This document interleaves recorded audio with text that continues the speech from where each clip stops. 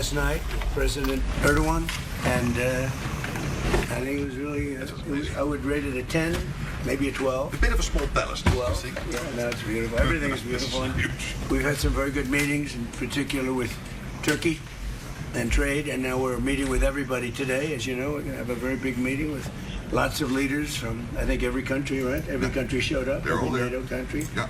Plus, we have a couple that aren't in NATO that would like to be in NATO, I guess. But it's been very successful. It's been a fantastic meeting. So I'll be having a news conference after we'll finish it at about 4:30, 5 o'clock. And I assume most of you will attend. But a lot of things have been determined, and some things haven't, frankly. We attacked very powerfully last night the very dangerous people from Iran. They're sick. There's something wrong with them. We said, go and do your funeral stuff. And instead of that, they start shooting rockets at ships yesterday. And so we hit them very hard last night, very hard. I would say 20-1, 20 times tougher. And I told them, every time you hit, we hit. And of course, they're dirty players, so they go after everyone, probably including me. I've been number one on their list for years. And they're a bunch of scum, you want to know the truth. They're scum. And so we don't like them. I don't like them. And they're evil people, and it's the denuclearization of Iran. And we're going to denuke it. We're not going to let them because they're crazy, and they can't have a nuclear weapon. And they go around killing people. They've killed thousands and thousands of our soldiers. They've killed hundreds of thousands of innocent people. They had the roadside bomb, Soleimani. I took care of him, first term. And that was a big thing, because I think they probably would be a lot stronger had he been around, because he was a bad guy, but he was an evil genius, but a bad guy.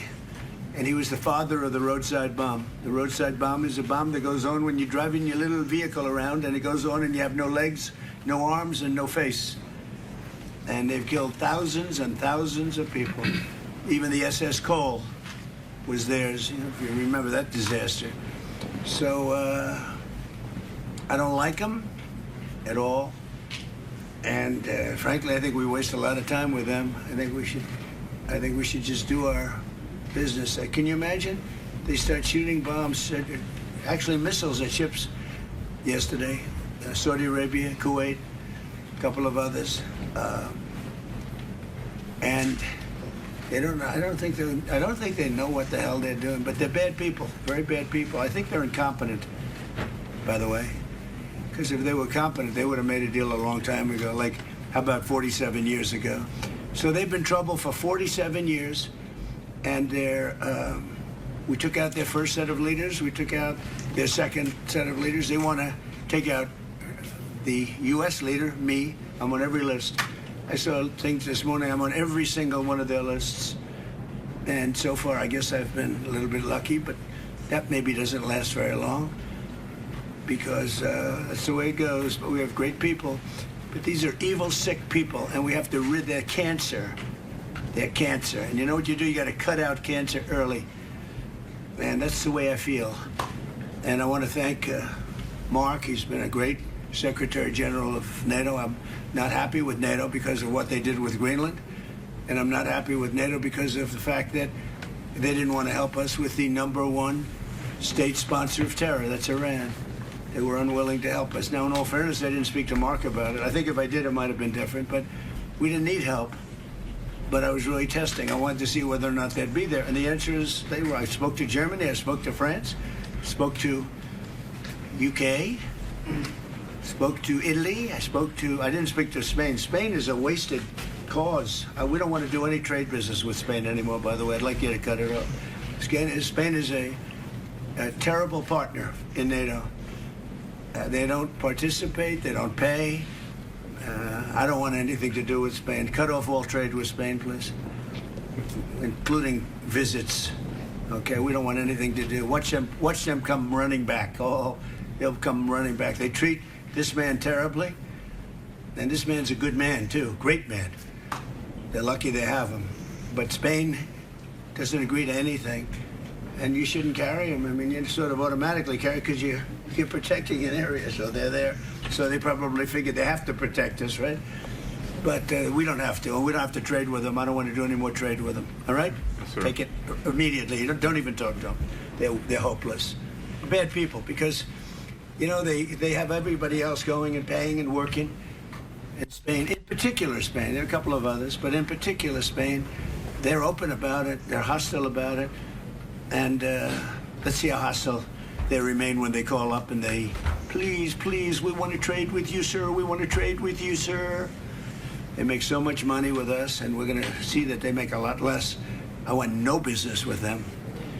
So, other than that, we're having the big meeting in a little while, and I'm going to relate my problems. Greenland is a big problem for us, and the other big problem is the fact that when we wanted them, we didn't want them badly, but we did say, if you want to join us, and they all said no. But when they could have, they weren't there for us. And we've been there for them. We spent over $1 trillion over the last short period, $1 trillion, in order to protect these countries from Russia. And has nothing to do with us. We have an ocean, but it's been a long-term thing, and they haven't treated us right. And Mark understands that. He understands that. And we're going to work something out, I think, one way or the other. But we've been treated unfairly. We pay disproportionately. We had a time when we were paying 100%. We were paying 100% of NATO, and yet a lot of the countries weren't paying anything. But there was calls made a few weeks ago. I spoke with UK, and the Prime Minister said, well, we don't want to help you now, but we'll help you when the war's over. I said, that's not good. And likewise, I spoke to Germany. They didn't want to help. I spoke to France. They didn't want to help. Nobody wanted to help. Some of the very small countries wanted to help because they're the most vulnerable. I mean, that's the only reason they wanted to help. So I appreciate you being here. We're going to be going back together, many of us together. And again, I want to say, despite the fact that I'm very upset with NATO, that we pay far, far too much, billions and billions of dollars too much, because it's unfair, because we're protecting them. So we protect them, but they're not there for us. Think of it. Doesn't work. But I want to say this is a great leader. They're lucky they have him. It's their biggest asset. You want to know the truth? So, Mark, would you say a few words? Absolutely. Thank you so much, Mr. President. Dear Donald, let me start with Iran. We discussed it last night at the presidential palace. I think what you did, degrading the nuclear capability, crucial for Israel, the region, for Europe. Degrading the ballistic missile capability of Iran, crucial for Israel, for the region, for you, for the whole world. And then trying to bring this to a peaceful end. They attacking ships yesterday. I think what you did last night was absolutely necessary. It was a very strong response. And I'm with you on this. It's really important. When it comes to NATO, what you have achieved, and this is a huge win, and I just want to say this again. The last 2 years, Canada and European NATO nations spending $215 billion more in 2024 and 2025 and 2026 compared to 2024.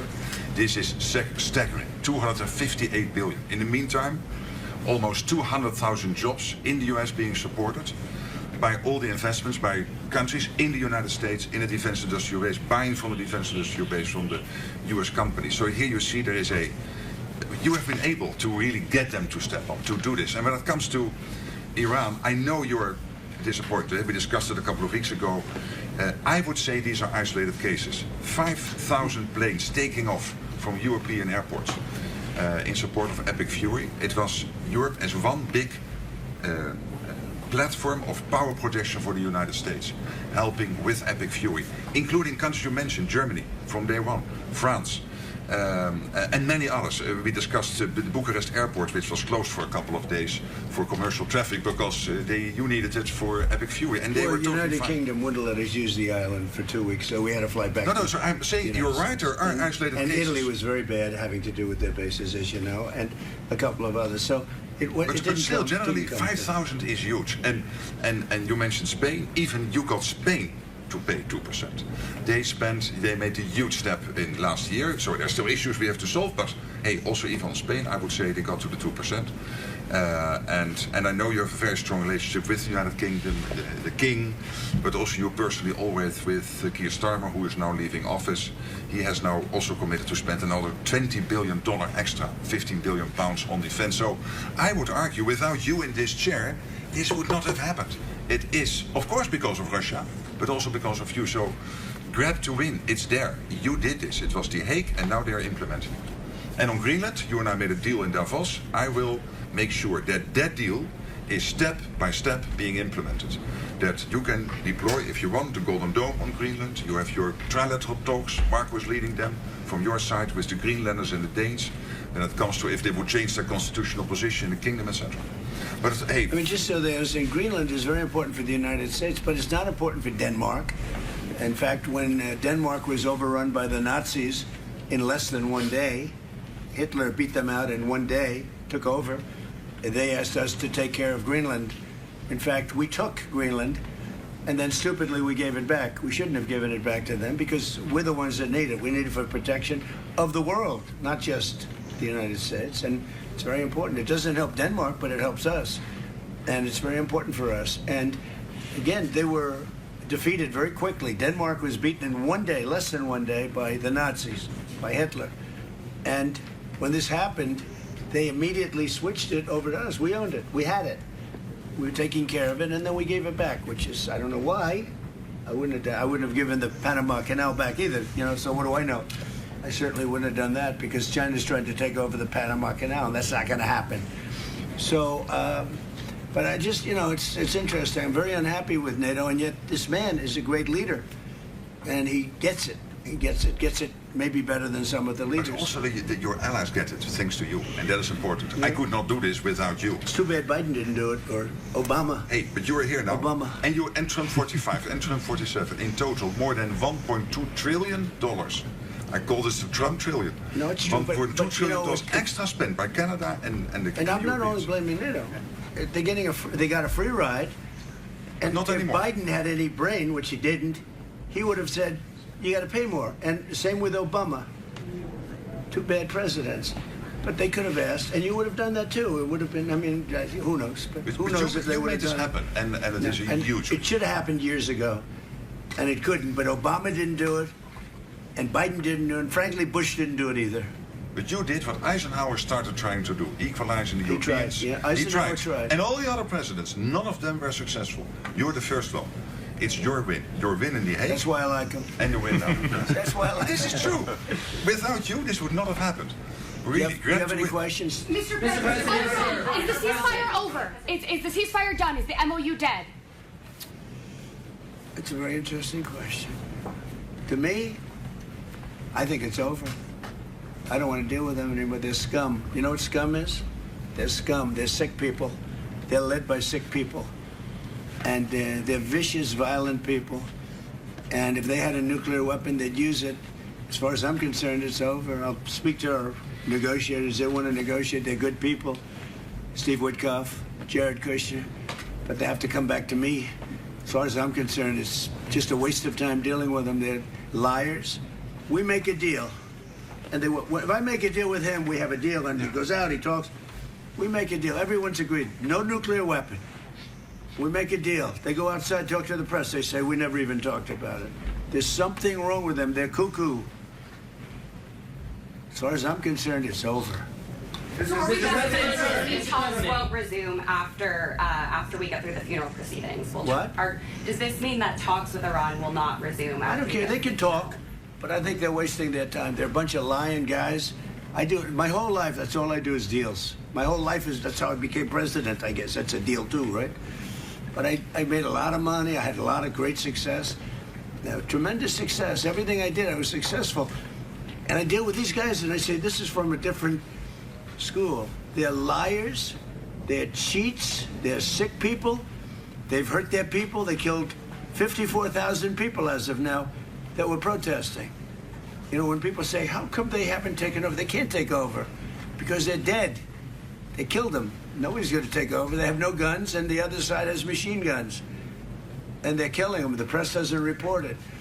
But they're bad people. They're bad people. And frankly, I don't want to waste my time with them. Now, I'll let our wonderful negotiators keep talking if they want, but I don't see it. I don't like these people. You know that? I like him. I like the leaders. I think all of these leaders. Great. And they love him. I think they didn't treat the United States fairly for many years, but that's okay. But they're sane, rational, good people. Most of them. I don't like a couple of them, to be honest with you. But there are a couple I don't like much. But I like Erdogan. I'll tell you, I like President Erdogan. He rolled out the red carpet. He's terrific. You know, he could have gone into the war. A lot of people saying, like with Bibi, I like Bibi. I think Bibi was a terrific wartime prime minister. But Bibi said rough things yesterday about Turkey and Erdogan. And I said, you know, I spoke to him. I said, he could have gone into the war because he doesn't like Israel much. And he doesn't like Bibi much. And he didn't go because of me. And this is a military power. Millions of soldiers. Turkey is very strong. They have a lot of our best equipment. They're trying to get the F-35s. But he didn't go in. He wanted it. He would go in. If it weren't for me, he would have gone in. And he would have been on the other side. Even though I don't think he likes the other side either, because he happens to be very sane and they happen to be very crazy. But so I think, you know, they treated us right. I think China treated us right. I was with President Xi and I said, I hope you're not going to go into the war because we don't want that. You know, he gets 50% of his oil from the Strait of Hormuz, and he gets more than 50%. And he never went into the war. He didn't supply him equipment. You know, he was great. I'm a big fan of President Xi. A lot of people say, oh, why? You know, I watched a couple of people critical of the fact that TikTok is so bad. It's so dangerous. It's so horrible. They're spreading all these rumors. And the numbers came out yesterday. You know who's number one on TikTok? I am. I'm number one on TikTok. And all I talk about is how bad communism is, right? They say, oh, it's terrible, they're spreading, but I'm number one. And I listen to Gordon Chang. I like Gordon Chang, but he's always like negative. Oh, China's so terrible, they're so terrible. And TikTok is so terrible. But I'm number one on TikTok. I have like 4 billion views or something like that. So, I don't know, people have to get the priorities straight. We have had a really good day. We're going to have another good half a day, and then I'll see you later, and we'll talk to you. Thank you very much. Thank you, everybody. Thank you. Thank you, guys. Thank you, press. Thanks, guys. I also will do a press. Thank you, guys. This will be more important. Thank you, guys. Thank you.